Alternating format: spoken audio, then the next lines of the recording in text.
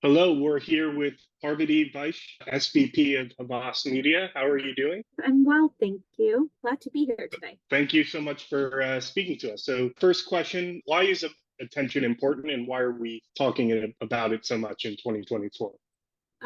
I think we all know that there's so much noise out there these days, right? Between ads, between user-generated content, there's just so much information that our audiences and our customers are constantly being exposed to.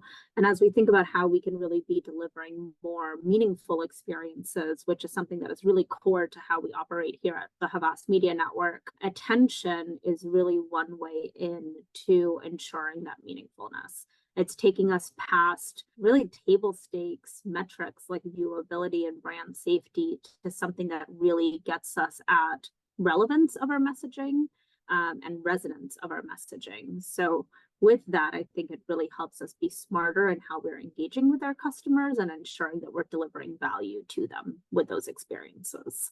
Obviously, there's creative attention, there's media attention, and there's a lot of different agencies and players that are all participating. How would you describe how Havas Media approaches attention and how they help your clients to navigate it? For us, the way we operate, it's really leaned into delivering, again, this idea of meaningfulness to our audiences. And the way we define meaningfulness is being in the right place with the right message for the right audience at the right time. And that's where I find so much value. And I get really excited about the different attention players in the market because I do think that they are checking different boxes. Havas Media Network is currently working on building the largest global attention database, sourcing data from different partners that have best in class methodology in the industry right now. And the intention behind this is really to be able to start combining different expressions of attention and what it tells us about the experience so that we can ultimately craft what we are referring to as the meaningful ad unit or the MAU. And what the MAU tells our clients is what are the right placements, the right audience to buy against, all grounded in this idea of attention, allowing us to really quantify meaningfulness as it exists in market, and then assign a dollar value to it so that we can be trading on the idea of attention, not just viewability. As we think about media and creative attention and those components, it fits in very nicely with this idea. We are working with partners that are really effective at getting to creative attention by looking at creative efficacy more so, by looking at attention retention. So how effectively are we able to keep an individual's attention and how is that tying back to emotion? And that's where partnering with Realize has been really helpful in some of the discovery that we've been doing, but then also marrying that with a deep understanding of the propensity of a particular placement to even capture attention. And that's where our partnership with Adelaide comes into play. And then globally, we also have a partnership with Lumen that we've been leaning into to, again, really straddle the line between the two, using attentive seconds to understand the likelihood of a placement kind of retain that attention along with the creative that's being served within there so that we can start using the data side by side to better optimize the context in which we are running our ads through the AU and the propensity to capture attention and the content that is running within it that we can evaluate through attentive seconds or the Realize methodology in more panel-based environments too. What are some trends or some ideas of where this whole space is going to go in the next couple of years as it becomes more mature and more clients are really demanding agencies and their marketing technology partners help solve these challenges? Yeah, I think one thing that's already underway is a standardization of how we are talking about attention, right?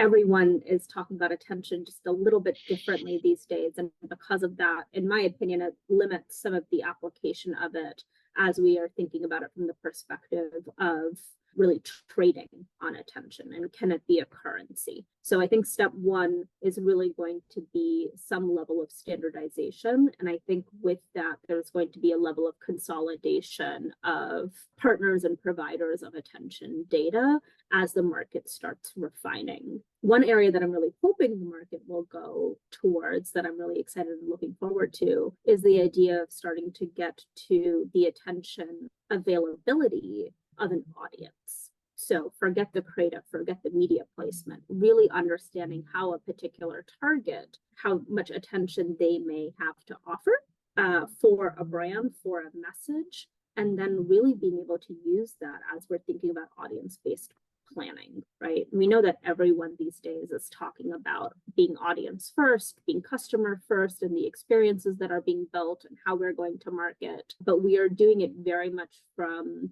a creative and media perspective first, really, right? We're creating messaging that we think will resonate best with the audience and placements that we think make the most sense for our audience. I'd love to see the attention space going in the direction of really starting to quantify how much a particular target, how much attention a particular target has to offer, so that we can start building that into how we are actually planning and buying our media and delivering creative experiences. Because if we can add that lever to the context and content mix, then we understand the connection that we can create with an audience based off of their attention availability. That is, I think, where it'll start getting really interesting and differentiating in the space. For clients that come to you, or doesn't have to be your client, just companies that are maybe just starting out, maybe all of this feels a little bit overwhelming, what's the best advice for them to get their feet wet? I would definitely say take the time to have the conversations and ask a lot of questions. It's a new space. A lot of providers are still defining and refining their narratives and their approaches, and it's constantly evolving. So if you're just starting out in attention, don't go off of the term alone and make assumptions of what that means. Really ask questions to understand how attention is being defined, and think about how it can really apply throughout your processes and your decision making. We know that attention is critical to how we are engaging with customers in every component of how we plan and buy our media and even optimize it. But we have to be very thoughtful about how we're using attention and where we're using it to ensure the right decisions are being made. So ask a lot of questions, understand the methodology deeply so that you can make the right decisions in terms of where to leverage a particular expression of attention in the decisions you're trying to make. Thank you so much. Anything else you want to add? Test and learn. Again, it's a new space, it's a new metric, and everyone is using it a little bit differently. So there's a lot of opportunity to do some testing, to do some learning, and continue refining how it can be leveraged. And I like to always encourage folks to think outside the box a little bit when it comes to attention. There's always going to be how it's recommended to be used, but there's a lot of additional application for it if you want to be a bit creative with it, which I highly recommend doing. Thank you so much. This was extremely illuminating. Thank you for having me.